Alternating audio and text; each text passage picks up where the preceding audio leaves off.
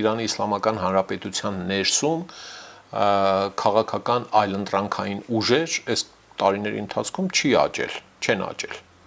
Հա, ինչ-որ տեխնացուներ եղել են, նախընտրական պայքար է եղել, բայց բոլորը ոնց որ լինեին իսլամական իշխանությունների հոգևոր վերնախավի ձեռքում։ Ասենք Հայաստանում, որ հանգարց պատկերացրեք հայ առաքելական եկեղեցին, կաթողիկոսը, հոգևոր խորհուրդը լինեին ամենավերևում, եւ այնտեղ քաղաքական ուժերը մտնեին քաղաքական պայքարի մեջ միայն Էջմիածնի համաձայնությամբ, Մայրաթորի թույլտվությամբ, ասեին, չէ, դու ոնց որ մի տեսակ ես, հա, երեք եկեղեցի չէիր եկել, չես մտնելու էլ չես կարող լինել տեխնացու։ Ինչքան պատճառ ասես կգտնենք։ Ինչքան ասեք կօրինենք, էլի Կրեմլի նման, հա, ասենք տեխնացուներին հանել շարքից, շպրտել կողքի, էլի մոտավորապես այս տրամաբանությամբ։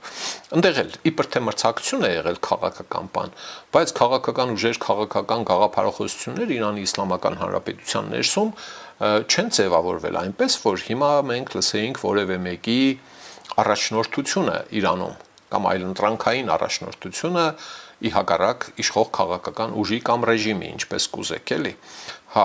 այս իմաստով առայժմ կարելի է համարել շարժումը ապակենտրոն, քաոտիկ, բայց եւ արդեն խիստ լայնամասշտաբ։ Սիրելի ժողովուրդ, խնդրում եմ լայքել եւ բաժանորդագրվել ալիքը։ Դրանով դուք կնպաստեք, որ հաղորդումներն ավելի շատ մարդ տեսնի։